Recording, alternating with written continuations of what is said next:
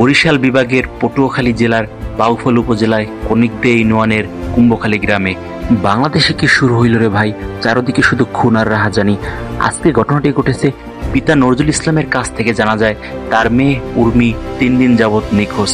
মেয়ের বয়স আনুমানিক, কিন্তু হ্যাপারের দেখে না, হ্যাপার ও যাইয়া ও যে গেছে না, ও খালি ঘুরে। ওকে মা আমাদের একটা কি গন্ধ আইছে, আমি খালি ঘুরি।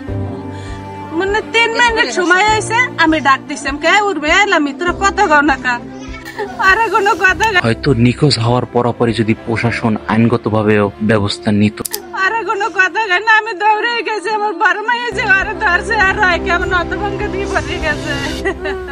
তাহলে হয়তো তার বাবা মায়ের আজকের এই দিন দেখতে হতো না। সন্তান হারিয়ে পিতামাতা উভয়ই ভেঙে পড়েছে শারীরিক এবং মানসিক ভাবে। সন্তানের লাশ কাঁধে নেওয়াটা যে কেমন ধরনের কষ্ট সেটা একমাত্র তার বাবা মাই বুঝতে পারে।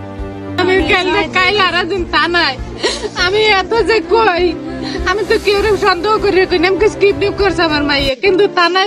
অবশেষে নিখোঁজ হওয়ার 3 দিন পরে লাশ পাওয়া যায় পাশের গ্রাম নারায়ণ পাশার এক সুলিসের নিচে। প্রশাসনের পাশাপাশি এই কনুকদি ইউনিয়নের সর্বোচ্চ জনগণ এই খুনের বিরুদ্ধে প্রতিবাদ করুন, কারণ ভবিষ্যতে এমন ধরনের খুন, রাহাজানি এবং নিকৃষ্ট খারাপ কাজ কেউ না করতে পারে। কারণ আমরা সবাই সচেতন হলে সচেতন হবে এই গ্রাম, সচেতন হবে এই দেশ।